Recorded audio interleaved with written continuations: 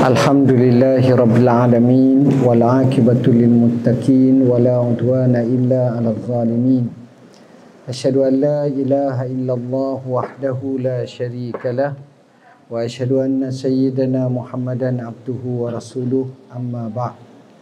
Yang saya kasihi pengurusi majlis, yang saya amat hormati, yang berbahagia, yang berhormat Datuk Seri Sahibul Bait dan Datin, tak lupa kepada keluarganya dan tetamu-tetamu kehormat, rakan-rakan muslimin muslimat yang dirahmati Allah sekalian. Pertamanya kita rapatkan setinggi syukur pada Allah.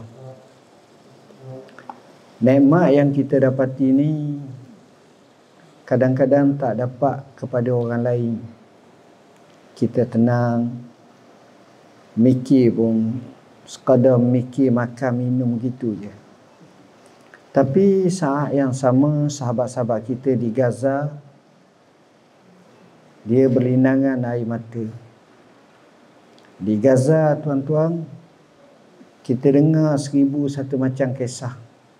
Semuanya pilu. Tapi mereka tu tabah dan mereka tetap sabar.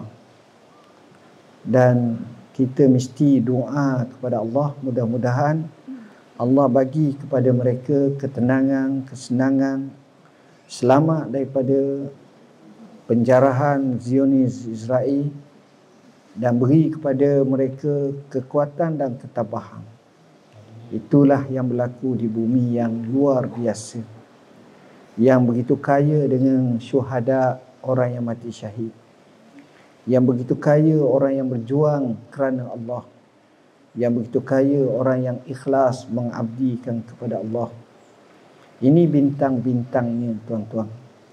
Jadi itu sebagai mukaddimah nak menggambarkan kita ni selayaknya syukur pada Allah. Yang kedua, suka juga saya nyatakan bahawa apa yang dibuat oleh Datuk Seri pada pagi ini adalah satu langkah yang baik. Langkah di mana sikap yang ditunjukkan untuk sama-sama memahami denyut nadi sahabat-sahabat, rakan-rakan mereka yang memerlukan sedikit bantuan merupakan satu hal yang terbaik. Dan ini merupakan selayaknya sebagai Sayyidul Qaum.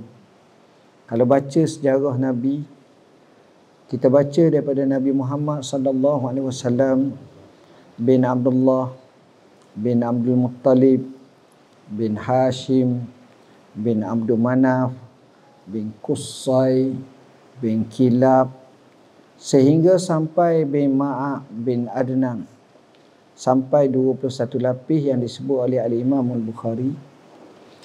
Kita akan dapati bahawa atuk-atuk Nabi ni dia merupakan Sadatul Qaum, penghulu-penghulu kaum dia. Hashim tu, nama Hashim, tapi sebenarnya bukan nama Hashim, namanya Amr. Dipanggil Hashim tu kerana orang datang ke Kota Mekah yang nak buat haji. Bila datang nak buat haji, apa yang dia buat? Bila dia nak buat haji ni, mereka bawa bekalan kadang-kadang tak cukup. Haji ni sejak daripada zaman Nabi Ibrahim AS lagi. Wa azzim fin nasi bil haji ya'tuka rijala wa ala kulli dhamiri ya'tina min kulli fajjin amiq. Mereka datang daripada pelosok tanah Arab, termasuklah daripada Yaman, daripada apa-apa mereka datang. Tapi cara jahiliah masa tunya, ada yang Islam, ada yang tak masa tu. Rekah ceritanya zaman Hashim sendiri, dia tengok ramai ni, dia mengambil mewarisi daripada nenek moyang mereka. Apa yang mereka buat? Orang ramai nak beri makan takut tak cukup. Jadi macam mana? Dia kreatif. Apa yang dia kreatif? Dia ambil dia punya roti-roti tu, roti Arab kadang-kadang, dia peracur. Kemudian dia rebus macam kita kata agak sup, syurbah ke apa ke, dia ambil hak peracur tu masuk dalam tu. Campur dengan mana daging-daging lebih, kalau kita agak macam Asyura lah ataupun bubur lambuk lah, macam-macam.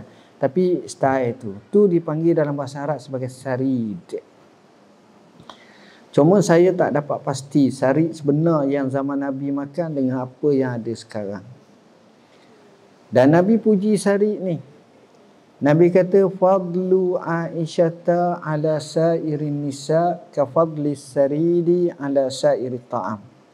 Kelebihan Aisyah berbanding dengan mana-mana isteri yang lain, dengan manusia perempuan yang lain, samalah seperti makanan sari berbanding dengan makanan yang lain.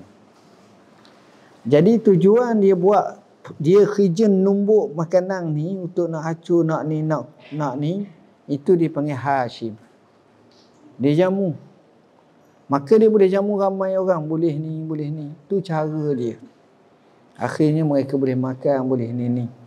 Jadi konsep seperti ini amat perlu mutaakhir ni. Kenapa? Bila mutaakhir ni kita tengok, bukan saya nak cakap di Malaysia sahaja, tapi kita cakap di dunia ini. Dunia sekarang menghadapi satu zaman di mana orangnya ramai, tapi sumber makanannya mungkin terhad. Dan mungkin bila keadaan ini berlaku, harganya menaik. Saya tak cakap di Malaysia saja, kita cakap umum dunia.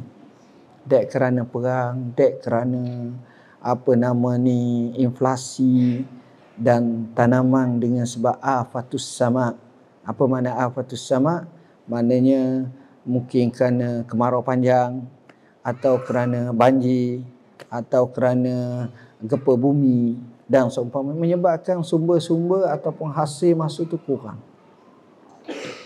Cara kita nak mengelak perkara seperti ini adalah dengan cara kita catu makanan, dengan cara kita kongsi makanan. Dan ini yang dilakukan. Abu Ubaidah Al-Jarrah pernah meriwayatkan sebuah hadis yang masyhur, menyatakan bahawa kami ni pernah dihantar oleh Rasulullah SAW, ada kata 70 orang, ada kata dalam 400 orang, lebih atau kurang.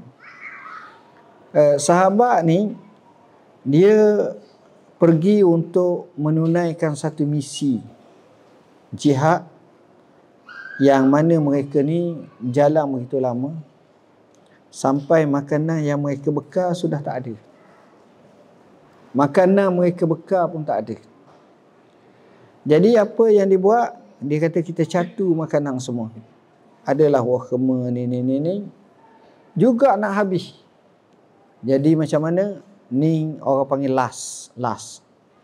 Caranya minta catu sekali lagi makanan. Wahkema tu, kalau kita tak tergamuk, tapi tak apalah, agak lain sikit. Ni zaman Nabi.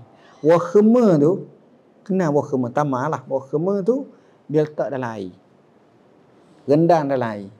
Mana sebekah ke, masing-masing dia akan beri satu seorang. Orang ni akan ambil satu, orang ni ambil satu, orang ni akan isap dengan air. Sudah isap, letak balik. Orang lain pula isap. Tak tahulah zat apa yang ada sebanyak kadar tu, sampai tahap tu. Ni lapar sungguh dah. Sahabat. Tapi kita yakin, wa man yattaqillaha yaj'al lahu makhraja wa yarzuqhu min haitsu la yahtasib. Siapa yang bertakwa kepada Allah, Allah akan bagi kepadanya jalan pelepasan. Dan Allah rizkikan kepadanya sekira-kira dia tak sangka. Tengok. Syartinya ataupun syaratnya takwa baru berlaku. Tapi kita tak. Saya dapat dulu baru saya nak sedekah. Terbalik. Zaman dulu sedekah dulu, Allah baru ganti. Taat dulu baru ganti. Itu kehendak Islam. In tansurullah yansurkum. Kamu tolong Allah, Allah tolong kamu. Wala yansurannallahu man yansuruh. Siapa yang orang yang ditolong, maka Allah akan tolong dia. Jadi siapa yang tolong Allah, Allah akan tolong dia. Semuanya itu menggambarkan kepada kita bahawa tu sebenarnya syaratnya macam tu. Penuhi syarat dulu, Allah akan bagi. Banyak nas-nas menunjukkan macam tu. Hadis sahih Bukhari dan lain jawab, meriwayatkan apa yang Nabi kata kepada Ibnu Abbas sejak kecil. Ya gulam, inni u'allimuka kalimatin ihfazillah yahfazka. Ihfazillah tajidhu tujahaka. Riwayat lain Tirmizi, ta'arraf ila Allah fil rakha ya'rifka fis syiddah. Wahai anak, aku nak ajar kamu hanya beberapa kalimat. Jagalah Allah, Allah jaga kamu. Jagalah Allah, peliharalah Allah, kamu akan dapati Allah depan kamu. Kenal Allah masa senang, Allah kenal kamu masa susah. Apa makna? Ulama kata jaga Allah dengan makna seseorang tu dia taat betul-betul perintah Allah, jarakkan daripada larangan Allah. Dan yang ini memang payah dan sukar, tapi perlu mujahadah. Ada seorang syekh tua, riwayat yang masyhur, penulis juga dalam mazhab Syafi'i, sama ada Abu Syuja' ke siapa, masyhur sangat.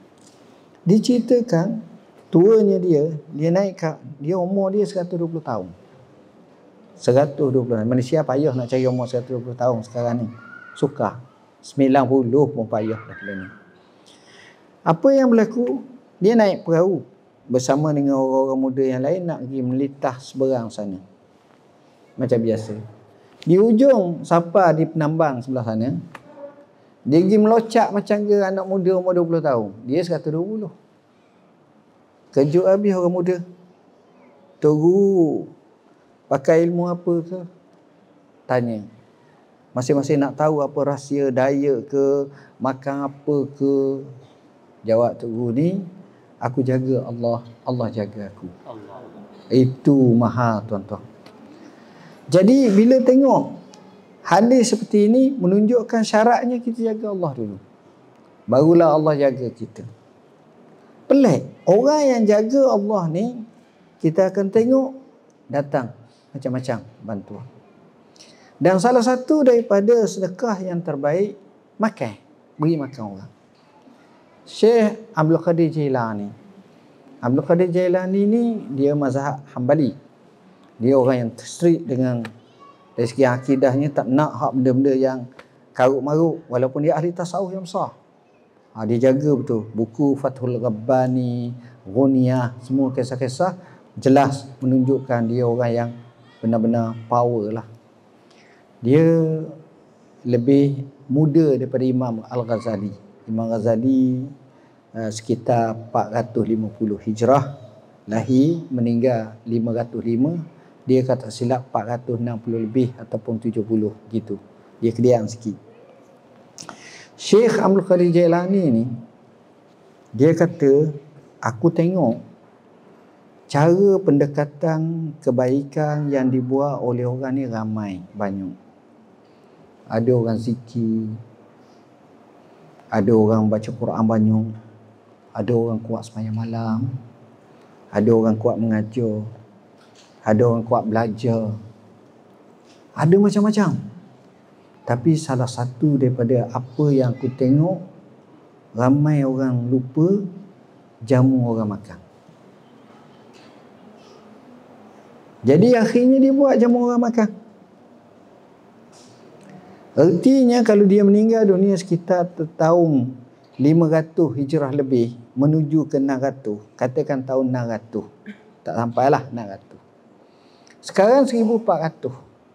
1400 tolak 6, maknanya 800 tahun lebih dah. Artinya dia meninggalkan kita lebih daripada 800 tahun lebih. Tapi kata keturunannya, saya pernah dengar dia ceramah sekali.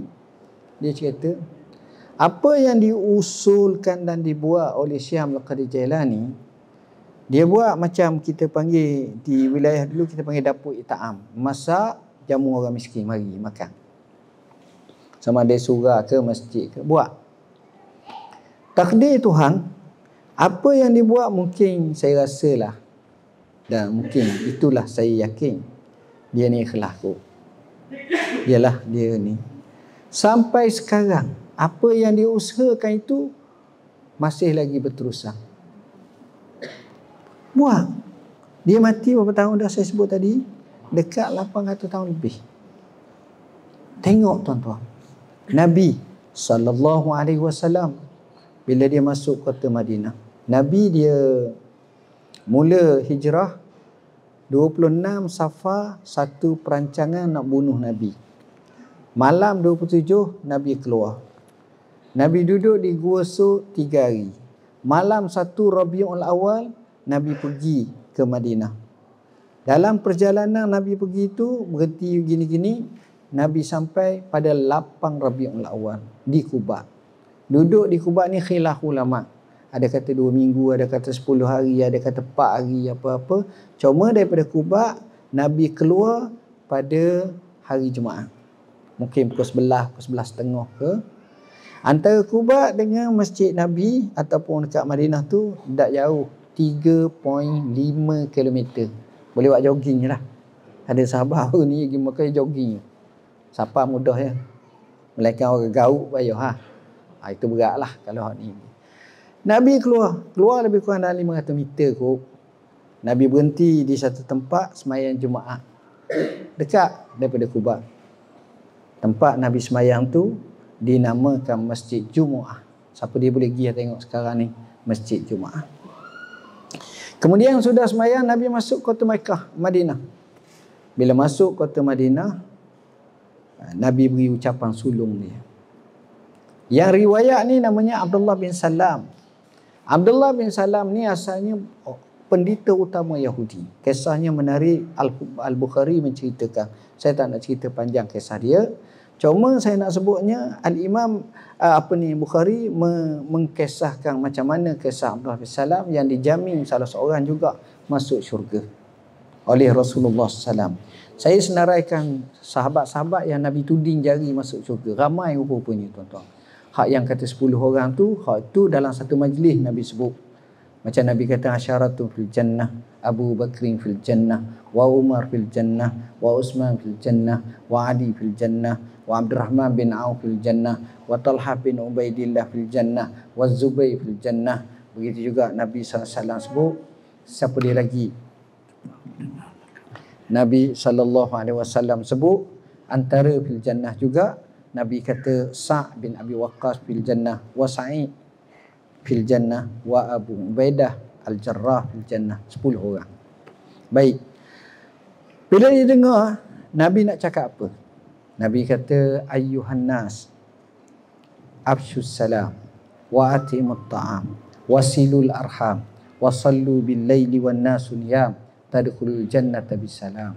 Hai manusia, tebarkan salam, jamu orang makan, sambung silaturrahim, bangun malam semayang saat manusia sedang tidur, yakni semayang qiyamul lail, tahajud, witir, kamu layak masuk syurga Allah dengan sejahtera. Ucapan Nabi ada 2. Pertama hablum minallah, kedua hablum minan nas. Tali hubungan dengan Allah satu je, semayang malam. Sebagai ekstra ibadat sunat. Hak lain tu tiga-tiga tu hablum minan nas. Beri salam, beri jamu orang makan. Sama juga dengan yang terakhir sekali, sambung silaturrahim. Poin yang saya nak sebutnya, Nabi kata wa atimut ta'am, jamu orang makan. Tuan-tuan, atas muka bumi ni, sebagaimana yang saya imani, saya yakin tak ada lagi manusia yang lebih baik zaman daripada zaman Rasulullah di Madinah. Saki-baki perangai kebaikan tu diikuti. Ni saya kisah. Macam mana kalau berlaku pada kita, kita tak mampu buat. Riwayat Al-Bukhari, hadis sahih. Kisah bagaimana datang seorang lelaki dalam majlis Nabi. Orang asing, maksudnya orang luar daripada Madinah. Mengadu kat Rasulullah, dia lapar.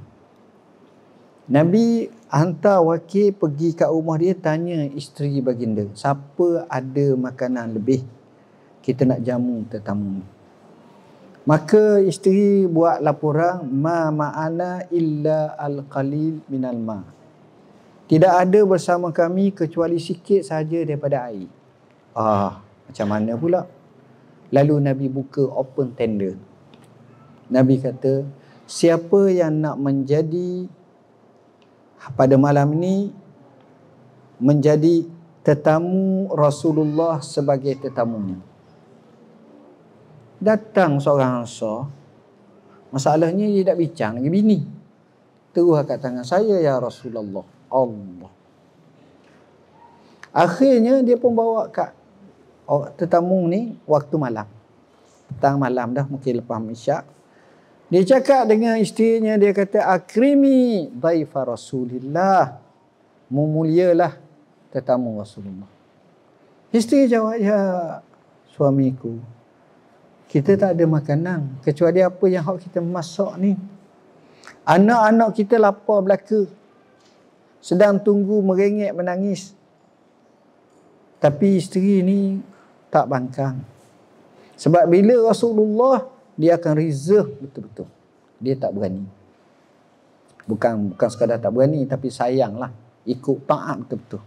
Wa ma kana lil mu'minin wala mu'minatin idza qadallahu wa rasuluhu an yakuna lahumul khiyaratu min amrihim. Tidak selayaknya orang mukmin, lelaki dan perempuan, apabila Allah dan Rasulnya telah putuskan sesuatu, nak cari pilihan lain. Tak boleh. Itu yang diimani oleh para sahabat. Akhirnya, dua ni bincang macam mana nak selesai masalah. Makanan banyak tu je. Anak ada tak makan? Bukan anak. Anak-anak. Mana ramai? Dia guna sibian. Plural, jamak. Lalu, Rasulullah, sahabat ni kata begini, wahai isteriku, awak masak, awak sedialah apa ada semua sekali. Kemudian, saya ni akan cuba datang ke anak-anak kita akan cuba pujuk dia biar dia tertidur tengah-tengah malam. Jadi buat cakap hal lain gini, akhirnya semua tidur. Tidur dalam keadaan lapar. Sudah tidur ni, ada satu lagi. Apa dia? Sekarang kita nak jamu tetamu. Makanan tak banyak. Apa yang dia buat? Dia pakat dengan isteri dia. Dia kata, sudah siap makanan, saya akan angkat kepada tetamu. Awak tengok. Kemudian awak duduk belakang saya jauh sikit. Kemudian kita suruh tetamu mari nak makan. Saya akan buat untuk nak padamkan pelita tu. Bila padam pelita, makan dalam gelap.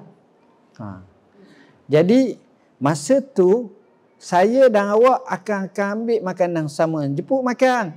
Makan dalam gelap ni. Jarang makan, cuba sekali malam ni. Dia ambil tangan hot ni pun ambil sama.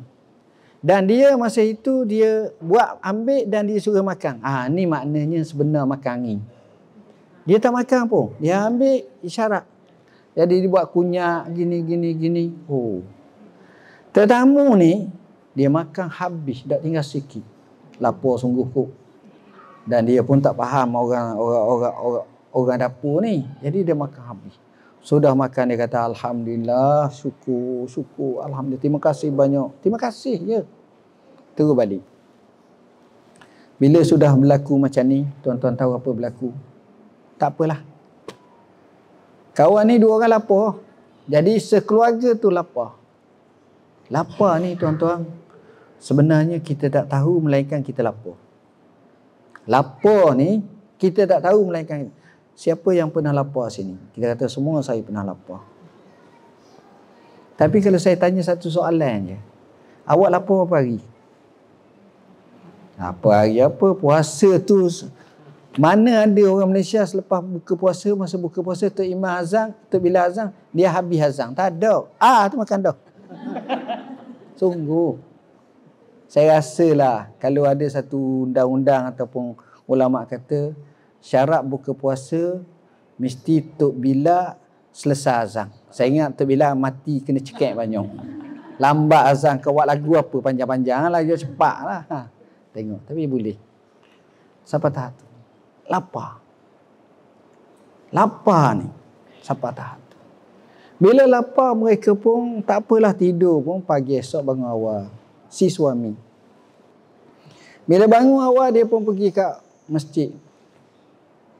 Semayang. Nabi tengok je dia. Dia nak cerita apa yang dia lakukan semalam kepada Rasulullah SAW. Tapi Allah pintas dulu turun wahyu kepada Nabi. Nabi senyum. Dan bukan masalah Nabi senyum. Kalau Nabi senyum saja, maha dah. Amat maha dah. Tapi yang senyumnya Tuhan. Allah senyum. Ada dua riwayat. Riwayat yang pertama, Nabi menyebut, ajiba rabbuka bifi'alikuma tilkal lailah. Tuhan kamu merasa kagum dengan perbuatan kedua-dua kamu, laki bini, dengan semalam apa yang kamu buat. Kamu lakukan tetamu. Satu riwayat yang lain sebut, dhahika rabbuka. Tuhan kamu ketawa. Yang layak. Jangan kita ingat macam muka kita ketawa. Dia lain. Ini laisa kamislihi syai'. Tuhan tak sama dengan makhluk. Itu serah mengikut kehendak dia. Baik. Maknanya Allah redha yang amat sangat atas perbuatan kamu. Lalu Allah turunkan ayat, wa yusiruna ala anfusihim walau kana bihim khassasah. Allah turun, Allah beri kepada mereka sanggup korban atas diri mereka sekalipun mereka perlu yang amat sangat. Tuan-tuan, poin yang saya nak nyatakan di sini, inilah hebatnya orang zaman dulu, zaman Nabi, jamu orang makan. Ada tak orang yang sanggup macam tu? Saya tawakuf sikit bak lapar lah. Macam saya sebut tadi. Berapa hari kita tak makan? Masa Syria kena hari tu, tahun 2013, ada yang tak makan, makan rupuk. Mata hijau. Mata hijau. Yalah, kadang-kadang mereka ni memang comel. Saya belajar Syria, saya kenal lah, tahulah. Sampai tahap tu. Susah mereka masa tu. Tapi mereka tabah mereka ni. Syekh Dr. Abdul Rahman Humaid As-Sumaid. Ini orang yang saya kagum. Dia ni meninggal dunia 2015. Kerjanya dakwah. Dia dakwah ni dakwah turun lapangan. Dan kami telah kisahkan dia. Sekarang saya sedang kumpul tokoh-tokoh yang pelik macam ni. Ramai rupanya. Tapi salah seorang dia. Saya anggap dia ni ikon lah zaman moden. Dia dakwah. Dia orang Kuwait. Ceritanya panjang. Saya tak nak cerita. Saya nak sebut. Dia berjaya dakwah sampai 11 juta orang masuk Islam. Ramai pada rakyat Selangor, capur dengan wilayah, capur dengan Negeri Sembilan, capur dengan Melaka. Gitulah lebih kurang. Hebat dia ni. Islam. Dia Islam orang. Di mana sasarannya? Di Afrika. Saya tanya duta Afrika, duta Kuwait yang mari. Saya kata, mau cerita kat aku lah kisah ni. Ini cerita lama, cerita dalam 7-8 tahun dulu. Masa saya jadi mufti lah. Dia cerita. Dia kata soalan ni orang lain tak pernah tanya aku. Kecuali anda je. Orang lain tanya tentang masyari. Ngaji sedak tu. Tapi dia ni, dia kata, aku pernah dilantik jadi duta di Afrika. Satu tempat tu aku pergi ujung dulu. Aku tengok ada gambar dia, ada sekolah yang dia bina. 11 juta masuk Islam. Dia cerita pengalaman yang banyak. Saya tak nak cerita panjang. Dia kata apa ni, cerita lapar je. Satu hari dia bawa makanan. Dia pergi ke rumah seorang penghulu. Penghulu ni, bini mati, anak-anak pun mati dah. Penghulu. Ni bukan Islam. Kalau Islam pun baru Islam. Bila pergi rumah penghulu, penghulu pun letih. Dia kata, apa gini-gini. Dia nak jamu, dia nak bagi kat saya seekor lembu dia. Saya kata, tak nak. Dia kata, ambil lah. Kalau tak ambil pun mati. Binatang dia mati masa tu kemarau. Sekitar tahun 1990-an awal. Bukan lama pun, baru lagi. Nak jadi ke cerita, tuan-tuan. Dia tanya orang susah. Dia minta izin, dia pun pergilah kat rumah orang susah. Rumah tu dia kata bentuk macam gua. Bukan rumah. Ni di Afrika, bentuk macam gua. Keluarlah seorang perempuan bersama dengan anak-anak. Bila keluar bersama dengan anak-anak, saya pun bagilah kepada dia lebih kurang 1 kilo 2 kilo gandum yang saya letak, saya nak bagi dia. Dia tengok ni, dia ambil, kemudian dia pulang balik. Bila tanya kenapa, dia kata kami lapar. Lapar macam mana? 3 hari dah tak makan. Kan pelik? 3 hari tak makan. Bila sebut 3 hari tak makan, kawan ni pun tanya lagi, dah kenapa pulang balik? Kami tidak berhak. Kenapa? Jiran ujung tu 7 hari masuk 8 hari dah tak makan. Bagi kat dia. Ambil, pergi bagi kat tu. Ini yang disebut dalam Quran tadi, wa yusiruna ala anfusihim walau kana bihim khassasah. Dia tahan lapar. Sebab lapar ni sensitif. Dan kita bimbang. Sebab itu alhamdulillah di Malaysia ni ramai yang mati kekenyangan daripada mati kelaparan. Itu satu kejayaan jugalah kita. Alhamdulillah. Sebab mati lapar ni susah tuan-tuan. Tapi kita tak naklah mati. Maksud kekenyangan tu mati sebab sakit lah. Makan cukup semua sekali. Baik. Ambil kepada apa yang saya nyatakan tadi, bahawa di Madinah ni, sejak Nabi sebut hari tu, sampai sekarang mereka ni belum berjamu orang makan. Sampai sekarang. Kalau tuan-tuan pergi dekat, mudah je. Musim Ramadan, pergi Madinah, pergi Mekah. Pergi buka. Di Mekah, kita berebut cari makanan. Berebut, kadang-kadang tak dapat. Walaupun ramai sponsor, tapi tak cukup. Di Madinah, berebut mereka tarik tangan kita nak ajak makan kat dia. Kita pula perut nasi, bukan perut roti. Jadi kena pilih juga. Main tu tak cukup, tak boleh. Saya memang pakar benda ni, saya akan elak. Yang tak tahannya dia ambil anak-anak kecil, budak-budak, anak-anak dia kecil ni, latih. Tolong tarik kita pergi makan. Kita budak takkan nak retak tangan, jadi ikut je. Nak ceritanya baik. Baik. Dan mereka warisi. Ni Nabi ni 1400 tahun dah. Ni perangai yang baik. Jamu orang makan. Dan rahsia jamu orang makan ini sebenarnya tu tanda haji dia, kalau dia buat haji yang mabrur. Nabi bersabda, wal hajjul mabrur, hadis sahih, laisa lahu jazaa'il jannah. Haji mabrur ni tak ada balasan kecuali syurga. Sahabat tanya, ya Rasulullah, wa ma birrul hajj? Apa dia tanda haji mabrur? Nabi kata 2. Satu riwayat, satu lagi. Apa kata Nabi? Ifsya'us salam wa ita'amut ta'am. Bila dia balik Mekah, dia selalu beri salam. Assalamualaikum. Mana hati dia baik. Dan yang kedua, ita'amut ta'am. Dia selalu jamu orang makan. Tuan-tuan tanyalah orang di Mekah. Daripada dulu sampai sekarang. Setakat yang saya tahu. Tuan-tuan tanya orang di Mekah buat haji lah. Maksud saya ni.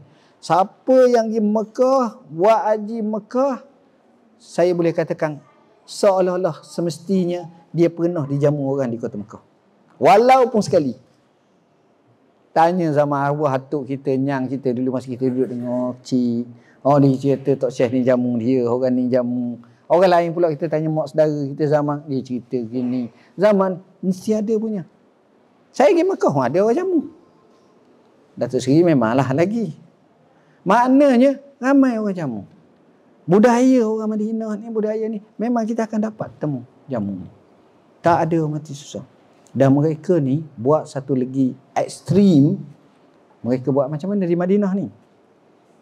Ni cerita lama. Cerita ni sekitar tahun 90-an. Saya dijemput masa tu belajar sana.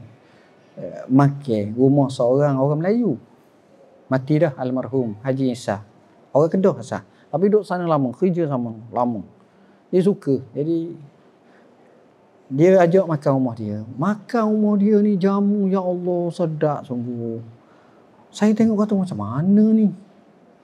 Rupa-rupanya toker dia yang dia kerja tu, Arab, dia di Madinah ni rupa-rupanya kalau tak silap, dia ada satu persatuan sejak sekian lama dah.